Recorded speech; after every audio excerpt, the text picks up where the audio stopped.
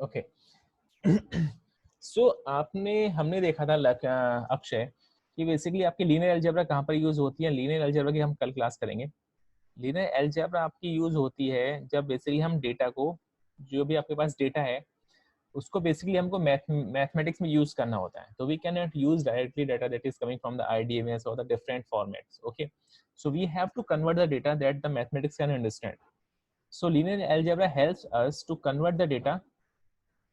So each and every record is converted to vectors. Okay, so linear algebra मुझे help करती है basically each and every record को मैं vectors में convert करता हूँ, and then vector is actually going to be used by the mathematics. Otherwise mathematics can not understand the input format. Okay, it needs some mathematical quantity. Okay, so I am going to convert each and every record in the vectors, and vectors is having two things. It is having both the magnitude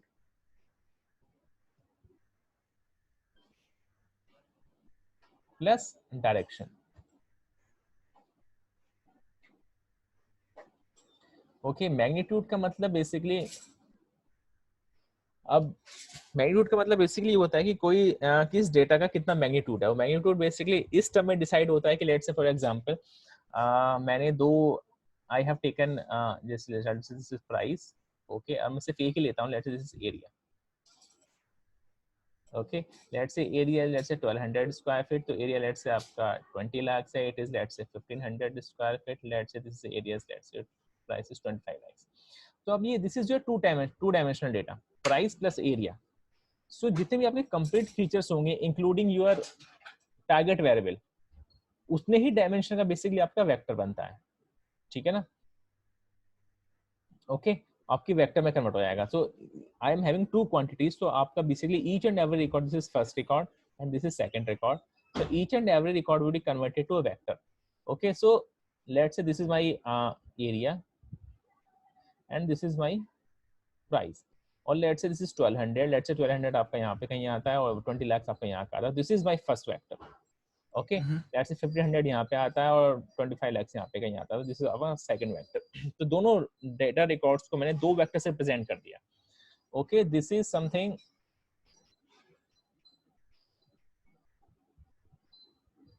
this is my first vector. Okay, उसको थोड़ा सा basically अलग कर देते हैं so that you have better idea. So थोड़ा अलग कर देते हैं, इसको भी थोड़ा सा अलग कर देते हैं so we have better idea. So let's say this is मेरा, लेट्स से 2000 स्क्वायर फीट है और ये एरिया मेरा लेट्स से 45 लाख। ओके, और ये डाटा लेट्स से मेरा समथिंग मेरा यहाँ पर कहीं आता है, ज़्यादा हो गया, चलो फॉर एग्जांपल मैंने इसको यहाँ पर यहाँ कहीं पुट कर दिया for example. Okay, so now this is my second line. So now I have two vectors and I have represented both the data records to the vector. So okay, so अब इस case में इस vector की आपकी एक तो quantity हो गई है, और क्वांटिटी आपकी बेसिकली किससे डिसाइड हो रही है? आपकी क्वांटिटी डिसाइड हो रही है किसके वेक्टर की लेंथ क्या है आपकी। ओके, तो लेंथ आपकी, दिस इज योर लेंथ, यानी कि मैग्नीट्यूड ऑफ द वेक्टर, और इसका मैग्नीट्यूड आपका ये है। सो this is the magnitude of vector. और आपका किससे डिसाइड होता है? बेसिकली आपका मोलेस आप देखोगे तो आपका this is a Pythagoras theorem, आपका एरिया ऑफ प्राइस के हिसाब से आपका जाता है। सो अगर मैं इसकी, अगर let's say this is my A and this is my B, तो अगर मैं बी का मैग्नीट्यूड निकालूं तो इट विल बी समथिंग, जो भी आपकी लेट्स से दिस इज आपका ये एक्स है और ये आपका वाई है, तो this is under root X square plus Y square, x11 plus y1। Let's say इसका जो है x1 x2 y2 है, तो इसका मैग्नीट्यूड आ गया आपका under root x2 square plus y2 square. So this is your magnitude. और दूसरी चीज आपकी योर स्लोप, यानी कि आपका वेक्टर में क्या होता है? वेक्टर में आपकी क्वांटिटी होती है, वेक्टर में आपकी डायरेक्शंस होती है। This is θ1 and this is θ2। Okay, so quantity आपको बताती है बेसिकली कि मोर और लेस आपका जो डेटा है क्वांटिटी की टर्म में बेसिकली वो किससे कितना बड़ा है या छोटा है। आप उसको क्वांटिटी की टर्म में बेसिकली उसको एनालाइज कर रहे हो। मोर लेस आपको ये आप इसे मेजर कर सकते हो कि दो डाटा आपस में छोटे हैं कि बड़े हैं, उससे आप मैनेज कर सकते हो। आपको डायरेक्शन आपको क्या बताते हैं? डायरेक्शन आपको बताते हैं कि दोनों कितने सिमिलर हैं। वहां पर आप मैग्नीट्यूड बेसिकली मेजर कर रहे हो, यहाँ पे आप सिमिलरिटी मेजर कर रहे हो, थीटा 1 और थीटा 2। आपके अगर दो वेक्टर्स के बीच का जो एंगल है वो कम है, इसका मतलब बेसिकली मोर और लेस वो सेम तरीके के क्या है आपके डेटा है। अगर उसके बीच का एंगल ज्यादा है, इसका मतलब उनकी सिमिलरिटी आपकी वो बहुत डिसिमिलर तरह के आइटम्स हैं। लेट्स से फॉर एग्जांपल मैं इनको दोनों को एक ही लाइन पे कर देता हूँ। लेट्स से मैं बी को भी यहाँ पॉइंट कर देता हूँ, एग्जांपल में मैंने बी को भी यहाँ पॉइंट कर दिया। अगर बी को इसी लाइन पे पॉइंट कर देता हूँ, इसका मतलब बेसिकली आप देखोगे दोनों सेम सेम लाइन पे आ गए। सेम लाइन पे आने का मतलब क्या है कि बेसिकली दोनों एक ही तरह का रिलेशनशिप फॉलो कर रहे हैं एरिया और प्राइस में, यानी कि they are similar type of items. Okay, so I have the quality of the items. आप देखोगे तो क्वांटिटी दोनों के डिफरेंट है, इसकी क्वांटिटी कम है, क्वांटिटी ज्यादा है, लेकिन but they have the similar type of data. तो मुझे बेसिकली डायरेक्शन मुझे बताता है कि जो आपका रिकॉर्ड्स है दे आर सिमिलर और dissimilar. Okay, and magnitude of the vector मुझे बताता है कि उनकी मैग्नीट्यूड क्या है। मैग्नीट्यूड अलग हो सकता है, कि हो सकता है किसी का एरिया और प्राइस दोनों का अलग हो, ठीक है, वो मुझे मैग्नीट्यूड बताएगा, लेकिन दोनों के बीच में लीनियर रिलेशनशिप है, वो मुझे बताएगा उसकी डायरेक्शन। तो दैट इज वाई जब भी हम किसी भी रिकॉर्ड को यूज करते हैं डेटा साइंस में, तो हमेशा हम उसके दोनों फीचर्स को यूज करते हैं। इसलिए that we are going to take the vectors, क्योंकि वेक्टर्स में आपका इस तरीके का ऑब्जेक्ट होता है, मैग्नीट्यूड और डायरेक्शन दोनों होती हैं, and I can mathematically use both the things because that is more useful for me. So that's why vector is linear algebra क्या करती है आपकी ईच एंड एवरी रिकॉर्ड को वेक्टर में कन्वर्ट करती है, and that thing I am going to use in the mathematics, first thing. Now come to the second part, and that is calculus. Linear algebra हम कल detail में करेंगे, okay, no problem. So now will C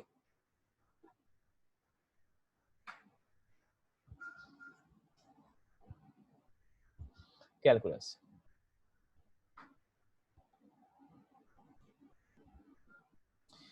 So calculus is used in data sciences to optimize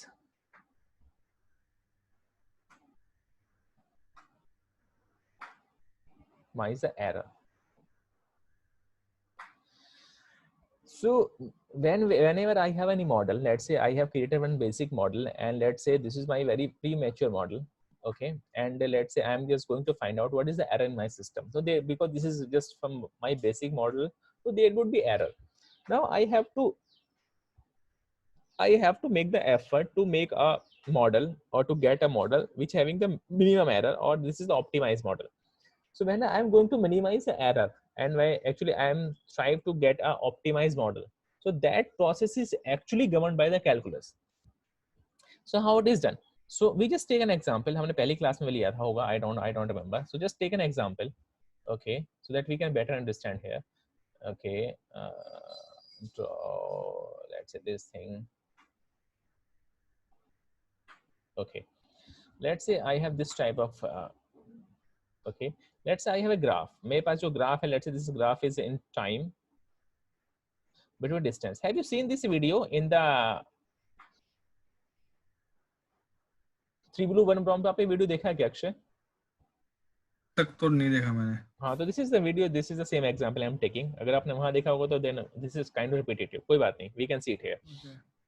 So this is from time and distance, okay, graph है मेरा. So let's say I have a car or let's say I have a vehicle, okay, it will start from 0, I just accelerate it, okay, so with the time actively is start getting the distance, okay, and at a certain of time, let's say this graph is something like that, and then after I applied the brake, and let's say this is now stagnant.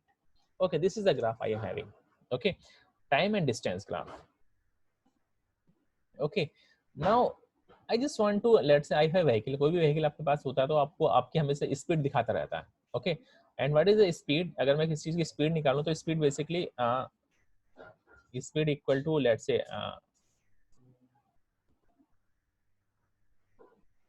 Distance travel divide by time taken, okay. तो speed actually हमेशा आपकी दो point के बीच में होती है। अगर मैं किसी सिंगल पॉइंट पे स्पीड निकालना चाहूँ तो नहीं निकाल सकता, because I always need two points, कि उसने दोनों पॉइंट्स के बीच में डिस्टेंस कितना ट्रेवल किया है, प्लस उस दोनों पॉइंट ने डिस्टेंस ट्रेवल करने में उसको टाइम कितना लगा है। So I cannot find the distance, speed on a single point. That is not possible. Okay, mathematically possible नहीं है. Okay, so let's say for an example, मेरे पास दो पॉइंट है. Okay, I have 2 points. Let's say my first point is here. This is my first point, let's say for example, and let's say this is my second point here. थोड़ा सा यहाँ ले लेते हैं इसको. This is my first point. Okay, and let's say control Z नहीं करता, हो गया. This, let's say this is my first point, and let's say this is my second point. Okay, I will say this is my point A, and let's say this is my point B. Okay, and let's say this is time is, let's say T.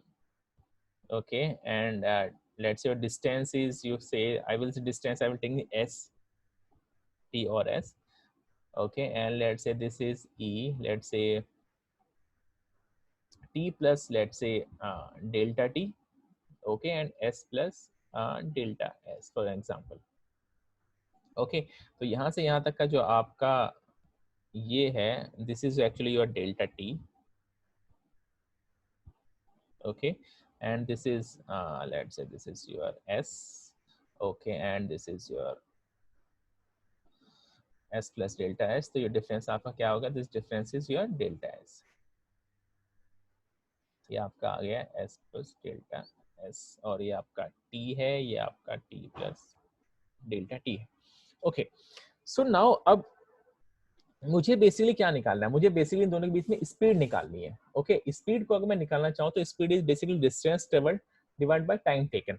अगर मैं इसको इन दोनों point के बीच में अगर distance निकालना चाहूँ, स्पीड निकालना चाहूँ, तो what would my speed? My speed would be something this is s plus delta s minus delta s divided by t plus delta t minus t.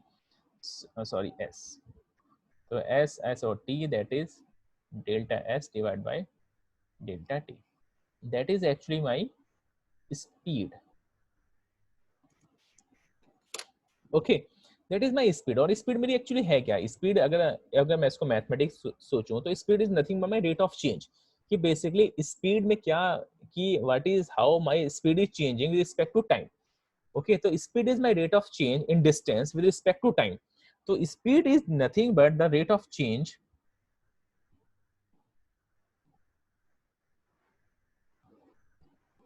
in distance with respect to time.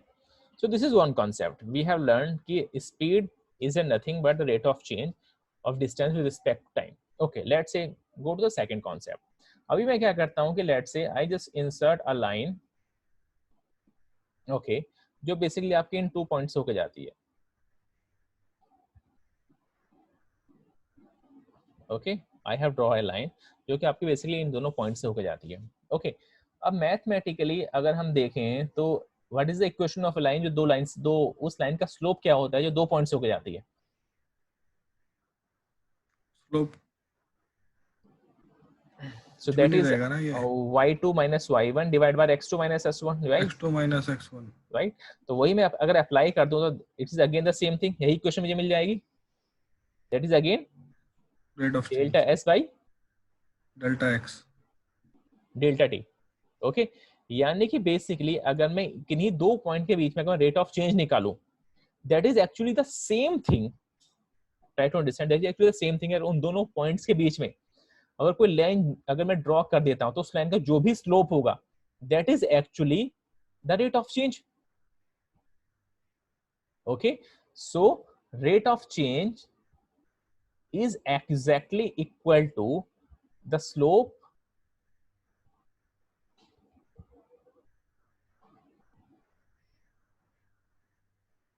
of line going by 2 points, right? Agree Akshay? Yes, I understood. Okay, so rate of change is exactly equal to, जो कि basically मेरा अगर मैं दोनों point को join कर देता हूं तो जो भी उनके बीच का जो स्लोप आएगा, जो लाइन का स्लोप आएगा, वही मेरा रेट ऑफ चेंज होगा. अब मैं क्या करता हूं, let's say I do some mathematical thing. अब मैं क्या करता हूं, लेट्स से अब मैं क्या करता हूं, थोड़ा सा मैं इस पॉइंट को धीरे धीरे क्या करता हूं, इस पॉइंट के पास आने का ट्राई करता हूं. आई जस्ट ड्रॉ, मैं इसको लेके उसके बहुत पास आ जाता हूं, ऑलमोस्ट हियर, बिल्कुल नजदीक. मैंने दोनों पॉइंट ऑलमोस्ट बराबर कर दिए. मैंने ऑलमोस्ट ऐसा कर दिया कि मतलब mathematically that delta T is almost zero. मतलब जीरो नहीं है बट ऑलमोस्ट जीरो है. आप मान के चलोगे अप्रोक्सीमेटली कुछ जीरो के बराबर ही है ये. ठीक है ना? ऑलमोस्ट जीरो के बराबर है, ठीक है ना। मैथमेटिकली मैं इसको जीरो नहीं बोल सकता, बट ऑलमोस्ट जीरो। तो उस केस में दोनों पॉइंट मेरे बिल्कुल एक पॉइंट जैसे हो गए। तो अगर इस केस में मैं इन दोनों पॉइंट से जाने वाले लाइन ड्रॉ करूं तो it will something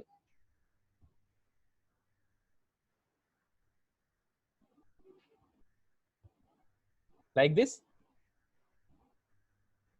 okay. Yes. इस केस में मेरी ये लाइन बन गई।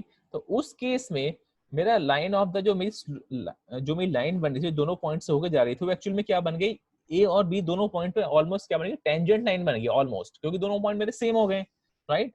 तो it is actually become the tangent line. So it is now, जो मेरी पहले स्लोप वाली लाइन थी, slope line becomes tangent line on A point A और बी, क्योंकि दोनों ऑलमोस्ट सेम पॉइंट है, ए और बी, ओके। Yes. यानी कि बेसिकली अगर मैं इसी जो मैंने रेट ऑफ चेंज निकाला है, D delta S divide by delta, sorry, ये रेट ऑफ चेंज, ठीक है, when delta T tends to zero.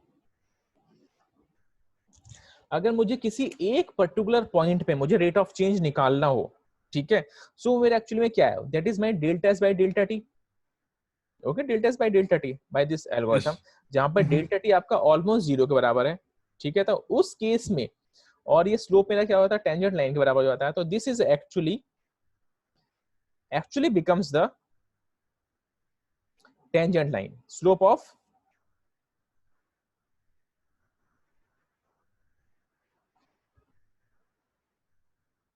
Okay.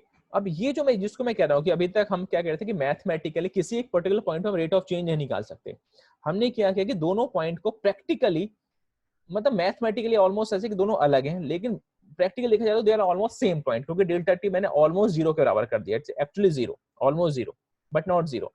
तो इस एक्चुअली इस पॉइंट पे रेट ऑफ चेंज निकाल सकता हूँ इस तरीके से, अगर मैं दोनों ये कंडीशन मेरी सेटिस्फाई हो रही है तो मैं एक सिंगल पॉइंट पर ऑलमोस्ट रेट ऑफ चेंज निकाल सकता हूँ। तो यहाँ पर मुझे कैलकुलस हेल्प करती है, the calculus helps me to find out this delta S by delta T. तो calculus find outs me, calculus find out delta s delta t when delta t is almost zero। तो calculus मुझे क्या निकालती है, मुझे rate of change निकाल के देती है किसी एक पर्टिकुलर पॉइंट पे, जब बेसिकली हम वो पॉइंट एक्चुअली में अलग है लेकिन डेल्टा टी ऑलमोस्ट बिल्कुल जीरो के बराबर है। तो ये मेरा निकल के आता है, ये सिंगल टर्म, ये कैलकुलस से कहाँ निकल के आती है, ये निकल के आती है basically D S by D T से, where T is almost zero. तो डिफरेंशियल कैलकुलस मुझे देती है basically rate of change in s with respect to 2 on a almost in a single point where t is actually approximate to 0। तो ds by dt मुझे वो rate of change निकाल के देती है कैलकुलस। तो Correct. अगर मुझे इस ग्राफ में लेट से मुझे इस पर्टिकुलर पॉइंट पे मुझे रेट ऑफ चेंज निकालना है, तो मैं कैसे निकाल सकता हूँ, मैं ds by dt के थ्रू निकाल सकता हूँ। लेट से मेरा जो ग्राफ है, हाइपोथेसिस हम लोग मान के चलते हैं कि मेरा जो ग्राफ है, लेट से ये मेरा इस तरह ग्राफ है, s इक्वल टू लेट से टी स्क्वायर प्लस टी का ग्राफ है फॉर एग्जांपल, ओके। अगर मैं इसका ds बाई dt निकालूं डिफरेंशियल, तो क्या आएगा मेरा, it will be 2t Plus plus 1. 1, right. तो इसका मतलब t, अगर मुझे अब इसलिए क्या निकालना है, मुझे लेट से t इक्वल टू 1 पे रेट ऑफ चेंज निकालना है। तो t इक्वल टू 1 पे रेट ऑफ चेंज क्या हो जाएगा, 2 3 हो जाएगा. इंटू 1 प्लस 1 यानी कि 3। यानी कि इस पॉइंट पे वह t is equal to 1, almost जहां भी ये पॉइंट आएगा तो वहां पे रेट ऑफ चेंज मेरा 3 आ रहा है। तो ऐसे में किसी भी पॉइंट पे ऑन एन एवरेज अप्रोक्सीमेटली मैं रेट ऑफ चेंज निकाल सकता हूँ, राइट, यूजिंग द कैलकुलस। अब इसी को हम लोग, ये सीधा फार्मूला, डायरेक्ट फार्मूला जो कि हमारा कैलकुलस से निकल के आता है, ठीक है ना, ds बाई dt। अब मैं इस चीज को यहाँ पे यूज कर लेता हूँ, ठीक है। मैं जो हमारा फार्मूला था वही फार्मूला लगा के देखते हैं, हम डायरेक्ट फार्मूला यूज नहीं करते हैं, लेट से कि वाकई में ऐसा काम करता है कि नहीं करता है। s बराबर T square equal to T, okay. तो मुझे क्या निकालना है, डेल, अब मैं क्या करता हूँ, टी स्क्वायर को मैं क्या लिख सकता हूँ, बेसिकली मुझे निकालना क्या है, टी स्क्वायर बाई टी का, टी स्क्वायर प्लस टी का मुझे निकालना है basically delta S by delta T, where delta T is almost zero. तो मैं क्या करता हूँ basically T square plus T को मैं क्या कर दूंगा टी प्लस डेल्टा टी का होल स्क्वायर, और ये क्या आ गया delta T plus T. Okay, ये आ गया। इसको मुझे माइनस किससे करना है, मेरा फॉर्मूला ये था right, this is my formula, delta T delta minus delta delta T T delta T minus T वाला फॉर्मूला था मेरा राइट। ये yes S T plus delta T, तो मैंने यहाँ पे क्या रख दिया, मेरा T plus delta delta minus मेरा ये इसका माइनस मेरा क्या हो जाएगा T square plus T right, ठीक divide by plus T T plus delta T minus, तो ds बाई डी टी निकाल रहा हूँ मैं, तो ds बाई डी टी में मेरा क्या आ जाता है नीचे, नीचे मेरा क्या आता है t plus delta T minus T. Okay minus T आ रहा था। ओके, तो मेरा क्या आ जाएगा यहाँ पे t, तो ये मेरा कट गया, डेल्टा टी सिर्फ रह गया। ओके, तो इसको मैं क्या कर सकता हूँ, इसको अगर मैं ओपन करूंगा तो T square plus delta T square plus 2t delta T plus delta T plus T minus T square plus T. Okay, divide by delta T, तो टी स्क्वायर से मेरा टी स्क्वायर चला गया, डेल्टा टी मेरा और बहुत छोटा है तो डेल्टा टी मेरा और छोटा हो जाएगा, तो मैं इसको ऑलमोस्ट नेग्लिजिबल मान सकता हूँ। ठीक है, और ये मेरा टी से, और ये मेरा क्या बचा डेल्टा टी से मेरा, अब मेरा 2t dt बचा प्लस डेल्टा टी बचा प्लस टी बचा, और ये भी मेरा ये माइनस टी हो जाएगा, सॉरी माइनस टी, तो इस टी से ये टी गया, तो मेरे पास एक्चुअली ऊपर क्या बचा 2t delta T plus delta T divide by delta T, ये गया, तो मेरा क्या बच गया 2t प्लस 1, यानी कि एग्जैक्टली मुझे वही मिल गया जो मेरा डायरेक्ट फॉर्मूला मेरे को निकाल के देता है। राइट। ओके, सो बेसिकली इसका मतलब कि अगर मुझे किसी भी पॉइंट पे रेट ऑफ चेंज निकालना है तो I can use a differential calculus. Okay, और किसी भी पॉइंट पे रेट ऑफ चेंज मेरा एक्चुअली क्या मतलब होता है कि उस पॉइंट पे जो टेंजेंट लाइन जा रही है अगर उसके बाद स्लोप निकालूं, that is the same thing with the rate of change, right. So now go back, come back here now. अब इस पूरे पॉइंट में वो कौन सा पॉइंट है जहां पे मेरा रेट ऑफ चेंज जीरो है इस ग्राफ में, कैसे निकाल सकता हूं मैं, अगर मेरे इस ग्राफ में रेट ऑफ चेंज निकालना है जीरो तो मेरा क्या है, मैं कैसे निकाल सकता हूँ, जहां पे मेरा रेट ऑफ चेंज मेरा क्या है 2t प्लस 1। ओके, तो रेट ऑफ चेंज मेरा कहां पे जीरो होगा, इसका मतलब 2t प्लस 1 पे जीरो। स्ट्रेट हो गई है लाइन। हाँ, या वो तो हम ग्राफ से, अगर मुझे मैथमेटिक्स निकालना है इसका मतलब 2t plus 1 equal to zero, yes, यानी कि t इक्वल टू -1/2। मैंने हाइपोथेटिकली लिया था तो उससे मैच नहीं कर रहा, लेकिन t इक्वल टू -1/2 पे एक्चुअली आपका रेट ऑफ चेंज आपका जीरो हो जाएगा, राइट, मैथमेटिकली। अब मैं ग्राफ के थ्रू देखूं तो बेसिकली आपका यहाँ पे जीरो है एक तो, क्योंकि यहाँ पे फ्लैट हो गया आपकी, क्योंकि आपका एंगल जीरो है, और यहाँ पे आपका जीरो है। ओके, सो हाउ कैन आई, मैं ग्राफ देख के मुझे अंदाजा लग जाएगा कहाँ पे रेट ऑफ चेंज मेरा जीरो है। अगर मुझे मैथमेटिक्स निकालना है तो मैं क्या करूंगा, ds by D T equal to zero, और जो मेरी t की वैल्यू आएगी उस t की वैल्यू में रेट ऑफ चेंज मेरा जीरो होगा, right. That is correct. Perfect. So अब हम इस कंसेप्ट को यूज करते हैं आपके ग्रेडियंट डिसेंट मेथड में। अच्छा, एक चीज बताइए अजय, उसके पहले ये अपने फॉर्मूले वगैरह दोबारा से याद तो नहीं करने पड़ेंगे बिल्कुल ना? नहीं करना, बिल्कुल नहीं करना, ये सिर्फ ठीक आपके है। अंडरस्टैंडिंग के लिए है, जिससे आपको पता चले actually behind the scenes calculus use कहाँ पे हो रही है, ठीक है ना। करेक्ट करेक्ट, समझ बस गया। इतना ही है, बहुत ज्यादा डिटेल में हमें भी नहीं जाना है क्योंकि हमको मैथ्स में पीएचडी नहीं कर रहे हैं, लेकिन बस ये है कि स्टार्ट करने के लिए थोड़ा सा आपको थोड़ी सी बेटर नहीं वो अंडरस्टैंडिंग है। जरूरी है, वरना कुछ मॉडल लगाने में दिक्कत आएगी। हाँ, करेक्ट, समझ सो गया मैं। अभी हम लोग क्या करते हैं, अब हमने क्या पढ़ा था, हमने इक्वेशन ली थी आपकी y equal to mx plus C, या मैं इसको ले लेता हूँ y इक्वल टू लेट से m1 x प्लस m0। अभी मैं क्या कर रहा हूँ, सिर्फ एक फीचर लेके चल रहा हूँ और एक मेरा टारगेट वेरिएबल है। ओके, राइट, ओके, और इसमें ये सब कोएफिशिएंट जो मुझे फाइंड आउट करना है, ये मेरा m0। तो अगर मैं इस लाइन को अगर मैं ड्रॉ करूँ तो बेसिकली क्या है कि ये मेरा x है और ये मेरा y है। ओके, सो जो भी मैं, ये मेरा रिलेशनशिप है जो मुझे फाइंड आउट करना है x और y के बीच में, let's say this is the relationship, so this is my actually m1 and this is basically m0 जो मेरा इंटरसेप्ट है। ओके, सो मुझे बेसिकली y इस तरह का, मुझे लेट्स से फॉर एग्जांपल मैंने ये बेसिक मॉडल मैंने बना लिया। ओके ओके, इस बेसिक मॉडल के हिसाब से ये मेरे एक्चुअल डाटा पॉइंट्स हैं। ओके, ये मैंने बेसिक मॉडल बना लिया रैंडम m0 m1 की वैल्यू लेके, ठीक है, ये मेरे बेसिक डाटा पॉइंट्स हैं। ये डाटा पॉइंट्स इस लाइन पे लाई नहीं करेंगे क्योंकि रैंडम लाइन है, तो उस केस में सिस्टम में कुछ एरर आएगी, this is the error. Okay, क्योंकि इस डाटा पॉइंट के लिए ये मेरा एक्चुअल डाटा पॉइंट है जो डाटा रिकॉर्ड्स आया है, ठीक है। उस केस में ये अगर ये x की वैल्यू है तो और एक्चुअल डाटा वेट में ये y की वैल्यू है, ठीक है ना, एक्चुअल डाटा पॉइंट के हिसाब से। और मेरा मॉडल क्या प्रेडिक्ट कर रहा है, अगर x ही है तो y क्या प्रेडिक्ट कर रहा है, ये प्रेडिक्ट कर रहा है एक्चुअली में, राइट।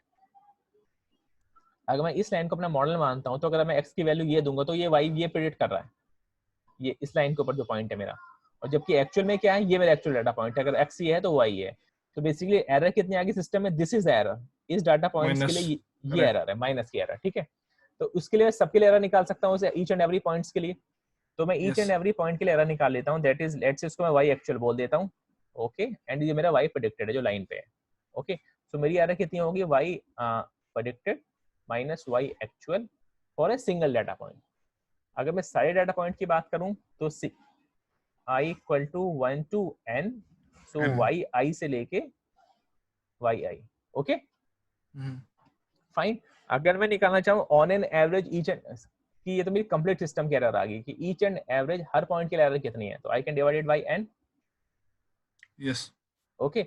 अभी ये क्या है कि मैंने क्या निकाल लिया, बेसिकली इसमें प्रॉब्लम क्या है कि ऊपर वाली एरर पॉजिटिव और नीचे वाली एरर मेरी नेगेटिव, ओके। तो एक दूसरे को नेगेट कर देंगी, so what I can do, I can take the mod of it, okay. तो उस केस में क्योंकि मैथमेटिक्स क्या है कि ऊपर वाले पॉइंट की डिस्टेंस पॉजिटिव होती है, नीचे नेगेटिव होती है, तो मैंने क्या जीरो किया, हो इसका जाता मैंने मोड ले लिया। तो ये मेरी आ गई है। मेरी मीन एब्सोल्यूट एरर, जिसको मैं बोलता हूँ mean absolute error of my system, okay. अब इसके साथ हम आगे पढ़ेंगे, साथ एक्चुअली क्या प्रॉब्लम आती है, क्योंकि ये प्रोसेस आपका फास्ट नहीं होता है। जब लीनियर रिग्रेशन पढ़ेंगे आगे एक्चुअल क्लास में, तो इसको हम यूज नहीं करते, हम क्या यूज करते हैं, हम यूज करते हैं basically mean standard error, okay. इसको भी यूज करते हैं लेकिन जनरली तब यूज करते हैं जब सिस्टम में आउटलायर्स होते हैं, अदरवाइज जब सिस्टम आउटलायर्स नहीं है then we are going to use MSE. हम क्यों यूज करते हैं हम देखेंगे। तो हमारे ये क्या आ जाती है हमारी 1/n, i equal to 1 to n, y predicted i minus y actual i का स्क्वायर ले लेते हैं हम लोग, एरर को स्क्वायर कर देते हैं, okay. So this is MSc mean squared error. तो अभी आपके एरर आ गई कंप्लीट सिस्टम की, ओके। अब ये सिस्टम में मैंने जो लाइन खींची है रैंडम लाइन, उसके हिसाब से मेरी एरर आई है ये, ठीक है। अब मुझे बेसिकली एरर को मिनिमाइज करना है, okay. So how can I minimize it, I am now going to use the same concept that we have understood now, okay. So हम लोग क्या करते हैं, अगर मैं इसको एमएससी को ओपन कर दूं तो what I, this is 1/n, i equal to 1 to n, okay. y predicted मेरे को मैं कैसे ओपन कर सकता हूँ, m1x प्लस m0, मैं इसको क्या कर दिया m1x plus m0, okay, minus y a i, और ये बेसिकली आपका x i हो गया का स्क्वायर। इस केस में because this thing is coming from the actual data, so this is a constant value, क्योंकि डेटा से आ रही है सीधे, एक्चुअल प्रेडिक्शन है मेरा जो कि मेरा एक्चुअल वैल्यू है। और ये x1 ये मेरी बेसिकली प्रेडिक्टर की वैल्यू है, ये मेरी डाटा में से आ रही है, ये कांस्टेंट है, ओके। सो बेसिकली ये मेरा फंक्शन किस किस का हो गया, मेरे एरर और m1 और m0 के बीच का फंक्शन हो गया, m0 का फंक्शन हो गया। यस। इसका मतलब एक्चुअली में अगर मैं इसको मैथमेटिकली देखूं तो एरर को क्या चीज डिफाइन करती है, एरर को m1 और m0 डिफाइन करती है सिर्फ, ओके। करेक्ट। अब मैं ज्योमेट्रिकल देखो तो यहाँ से भी मैं देख सकता हूँ, यानी कि जो मेरी एरर मेरी लाइन किससे डिफाइन होती है, मेरी एरर डिफाइन होती है m1 और m0 से। अगर मैं m1 चेंज करूंगा लाइन का स्लोप चेंज हो जाएगा, m0 चेंज करूंगा तो लाइन ऊपर और नीचे हो जाएगी। केवल यही दो तरीके हैं लाइन को चेंज करने के, और कोई तरीका नहीं राइट। है, राइट।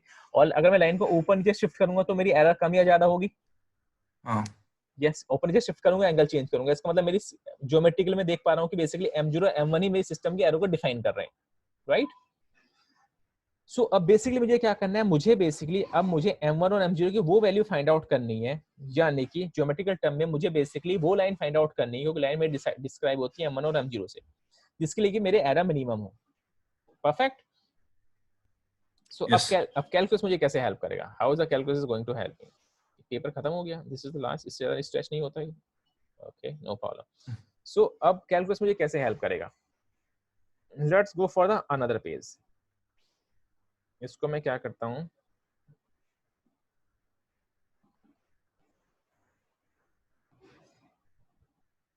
अरे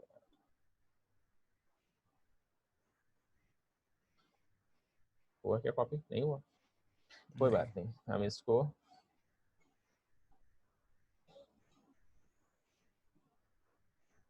कॉपी क्यों नहीं होता है? Control C, let's say here and I am going to add new page. आ गया, गुड। ओके, सो इसको मैं हटा देता हूँ, सिर्फ इसको मैं यूज करता हूँ। हिलता क्यों नहीं है? ठीक है, व्हाटएवर। अभी मेरे पास ये वैल्यू आ गई। अब मुझे मेरे पास ये फंक्शन किसका, एरर का, m1 को और m0 का। ओके, अभी मैं क्या करता हूँ, फॉर टाइमिंग m0 को मैं हटा देता हूँ।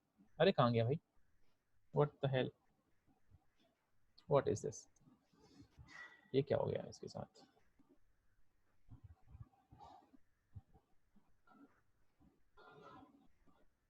ओके, सो अभी मैं क्या करता हूँ कि फॉर लर्निंग के लिए मैं क्या करता हूँ, अभी अंडरस्टैंडिंग के लिए इस m0 को मैं हटा देता हूँ। ठीक है, सो उस केस में मेरा भी जो फंक्शन है, सिर्फ मेरा किस चीज का फंक्शन हो गया, मेरा e का और m1 का फंक्शन हो गया। m0 को हम बाद में ऐड कर लेंगे। सो नाउ अगर हम देखें बेसिकली तो e और m1 का फंक्शन है, और कौन सी डिग्री का फंक्शन है, सेकंड डिग्री का। अगर मैं नॉर्मली कोई भी ग्राफ बनाऊं जिस जो मेरा इस तरह से let's say y equal to X square something, तो मेरा ग्राफ ऐसे बनता है मोर और लेस। ओके, यानी कि x की वैल्यू 1 है तो y की 2 हो गई, x की वैल्यू 2 है तो इसकी 4 हो गई, 1 है -1 है तो 2 हो गई, -2 है तो 4 हो गई। इस तरह ग्राफ आपका बनता है, 0 है तो 0 हो गई। Okay, this second degree graph. तो यहाँ भी आप देखोगे तो मोर और लेस e और m1 का मोर और लेस सेकंड डिग्री का ग्राफ है। तो इसका ग्राफ भी बेसिकली मैं बनाने जाऊं m1 और e के बीच में, तो आपको ऐसे ही ग्राफ बनेगा मोर और लेस। तो आपका कैसा ग्राफ आपको दिखाई देगा, तो मोर और लेस आपका इस तरह का ग्राफ बनता है। ओके, इस पे आपका m1 है और इस पे इस डायमेंशन में आपका एरर है। ओके, और दिस इज योर, जो मैंने रैंडम m लिया था वो लेट से वो आपका m ये है जिसके लिए मैंने लाइन ड्रॉ की थी। ओके, आपका रैंडम m है। तो इस ग्राफ में आपका एरर 0 कहाँ पे है, यानी कि रेट ऑफ चेंज, मतलब ये जो ग्राफ देता है बेसिकली m और e के बीच में, तो वो पॉइंट जहाँ पे रेट ऑफ चेंज मेरा 0 है, किस पॉइंट पे होगा वो, इस पॉइंट पे, right Akshay? Akshay, can you follow me? Yes yes, जहाँ पे टेंजेंट ड्रॉ हो सकता है बेसिकली। यस, इस पॉइंट पे जहाँ पे बेसिकली टेंजेंट ड्रॉ होगा, उसका बेसिकली एंगल 0 होगा। तो ये मुझे बेसिकली ये राइट। पॉइंट है जहाँ पे एरर 0 है। अगर आप देखोगे तो मेरी एरर मिनिमम है, मेरी एरर कहीं भी 0 नहीं हो रही है। 0 मेरी कब होती है, जब ये बेसिकली इसको एक्स एक्सिस को टच करता है। तो एंड इट मेक सेंस कि कभी भी एरर का ग्राफ आपका नीचे टच नहीं करेगा, क्योंकि मैं m की कोई भी वैल्यू ले लूं तो मैं भी कभी भी वो परफेक्ट लाइन नहीं खींच पाऊंगा, इसमें सारे के सारे पॉइंट मेरे एक लाइन पे आ जाएं। अगर सारे के सारे पॉइंट मेरे एक लाइन पे आ जाएंगे तो एरर मेरी ऑटोमेटिकली 0 हो जाएगी, but that is not possible practically. तो सिस्टम में आपकी मैं m की कोई भी वैल्यू ले लूं, एरर हमेशा एक सिस्टम में हमेशा एक अवेलेबल आपकी रहेगी। Okay, that is why your error is not 0, but मैं उसको मिनिमाइज कर सकता हूँ, यानी कि मैं m की वो वैल्यू फाइंड आउट कर सकता हूँ जिसके लिए कि बेसिकली एरर मेरी मिनिमम हो जाए। तो दिस इज दैट पॉइंट। अब मुझे बेसिकली यहाँ से यहाँ तक मूव करना है, यानी कि मुझे बेसिकली वो पॉइंट निकालना है जहाँ पे रेट ऑफ चेंज मेरा 0 है। तो मैं कैसे निकाल सकता हूँ, देखा rate of change DE by DM. DM equal to, मैं 0 करूंगा मुझे क्या दे देगा, m1 की वो वैल्यू दे देगा जिसके लिए कि मेरी रेट ऑफ चेंज 0 है, यानी कि एरर राइट। मेरा मिनिमम हो जाएगा उस पॉइंट के लिए।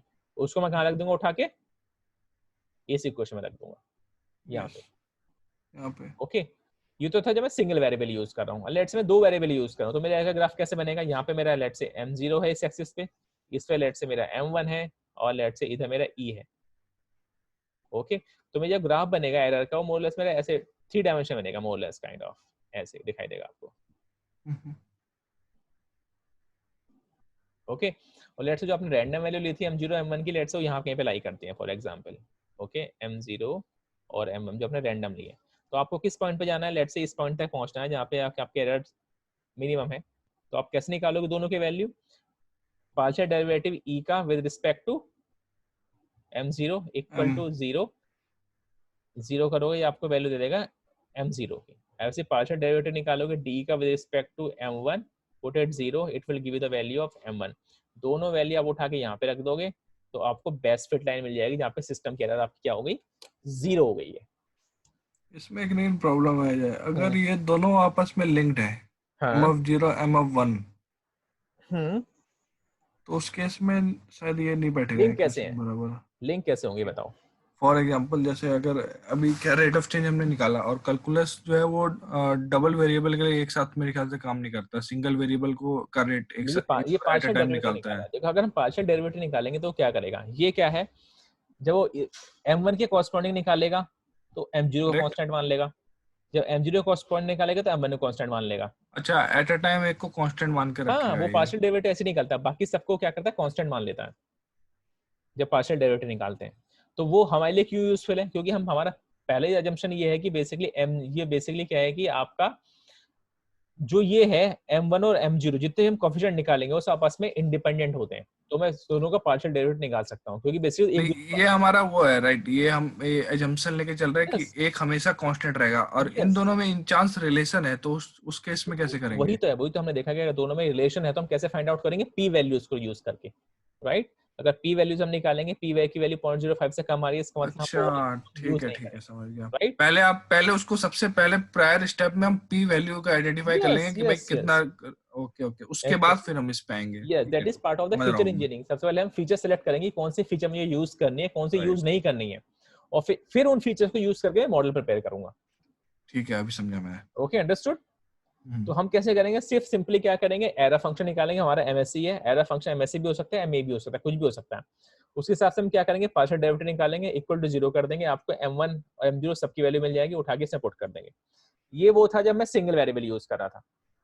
लेट्स मैं सारे वेरिएबल यूज कर लेता हूँ। फॉर एग्जांपल मेरी इक्वेशन क्या है, y equal to m1x1 plus m2x2 plus let's say mnxn plus m0। तो सिंपल मैं क्या निकालूंगा, एरर निकालूंगा, एग्जैक्टली सेम तरीके से निकल जाएगी मेरी एरर एमएससी। तो यहाँ पे मेरा एरर का फंक्शन मेरा क्या होगा, i equal to 1 to n divide by n। Okay, तो यहाँ पे मेरी जो इक्वेशन आएगी वो m1x प्लस m0 नहीं आएगी, क्या आएगी मेरी m1x1 plus m2x2 m1xn plus m0। Okay, hmm, right. और क्या था हमारा बेसिकली, माइनस ये i आ गया इन सबके ऊपर आपका i। ओके, माइनस क्या था आपका y एक्चुअल एक्चुअल वाला। का स्क्वायर, ये आपका कांस्टेंट है, this is your constant value. Right, और आपकी ये कांस्टेंट, ये कांस्टेंट, ये कांस्टेंट, तो this is a function of m1 m2 mn m। Okay, अब मुझे अगर m1 निकालना है तो मैं कैसे निकालूंगा, partial derivative of e with respect to m1 equal to 0, it will give me m1। m2 कैसे निकालूंगा, सेम वे। सेम। तो ऐसे में सारे निकाल लूंगा, सबको उठा के इस इक्वेशन में पुट कर दूंगा, I will get the perfect line, जिसके लिए सिस्टम क्या है मेरी 0 हो गई है। हो गई। Okay, so this is the way जिसको हम बोलते हैं direct equation method. Okay, so direct equation method हम लोग क्या करते हैं, हम डायरेक्ट कैलकुलस यूज करते हैं, पार्शियल डेरिवेटिव यूज करेंगे, उस पॉइंट तक पहुंचेंगे जहाँ पे आपका रेट ऑफ चेंज 0 है, वहां से हमको m1 m2 की वैल्यू मिल जाएगी, हम उसको यूज कर लेंगे। सो अब जो साइकिट लर्न में जो आप देखते हो, साइकिट लर्न में जो आपको लीनियर रिग्रेशन जो एल्गोरिथम दी हुई है साइकिट लर्न में, वो बेसिकली ये आपको यूज नहीं यही, किया मैंने अभी तक। कोई बात नहीं हम देखेंगे उसको। साइकिट लर्न में एक्चुअली वही सेम अप्रोच यूज करती है, डायरेक्ट इक्वेशन मेथड आपका यूज होता है, जिसको बोलते हैं डायरेक्ट इक्वेशन। तो बेसिकली जो हमने इक्वेशन बनाई थी y equal to mx plus m2, इसको सॉल्व करने के बहुत तरीके हैं, ठीक है। This is the one of the way जो हमने डायरेक्ट इक्वेशन मेथड हमने यूज किया है।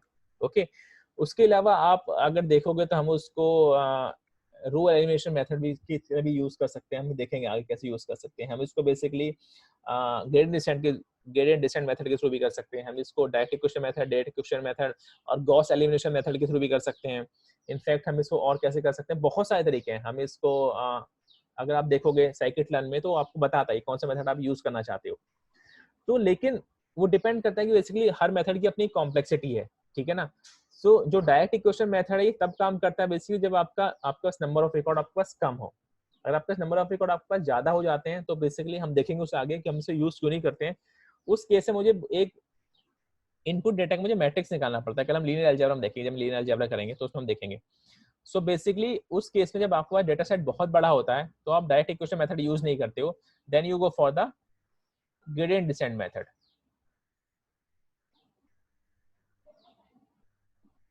जो कि बेसिकली इसी मेथड का एक्सटेंशन है आपका।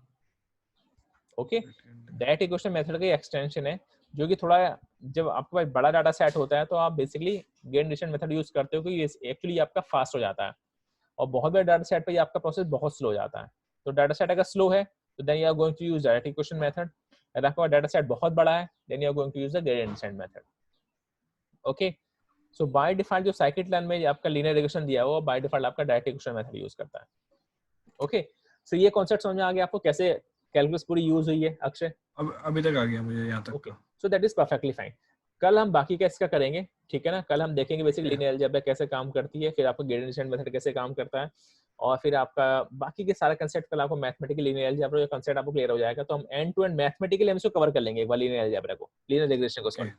ठीक है, Okay. इसको कवर करने के बाद then we go for probability का आपका थोड़ा पार्ट बचा है, तो हम ट्राई करेंगे कल ही खत्म हो जाए, टाइम मिला तो. सो दिस आपकी फाउंडेशन क्लासेस खत्म हो जाएंगी, then we can go to linear regression. Okay, Okay. ठीक है. तो कल आप किस Thank you. टाइम फ्री है? Can we have the class in the evening the same time 5 PM और अर्लियर? 4 पीएम. तो ठीक है, Yes. तो tomorrow we will have the class at 4 p.m. and I will send you the link. ठीक है, Okay. तो Sure. I दोनों will look recording for में it. आपको शेयर कर दूंगा. ठीक है, Okay. रिकॉर्डिंग चाहिए आपको या you are fine with that? Recording आप दे दोगे तो बेहतर है. ठीक है, बाकी मैं मेरे रिकॉर्डिंग पीपीटी दोनों ज्यादा अपलोड इंपॉर्टेंट है मैं मेरे लिए. रिकॉर्डिंग अपलोड कर दूंगा आपको, ठीक है ना. I will send the recording to you. Okay, thank you ji. चलो Okay. कल मिलते हैं 4 o'clock. Okay, Thank you. चलो अक्षय, चलो bye bye for the day. Okay, Bye bye.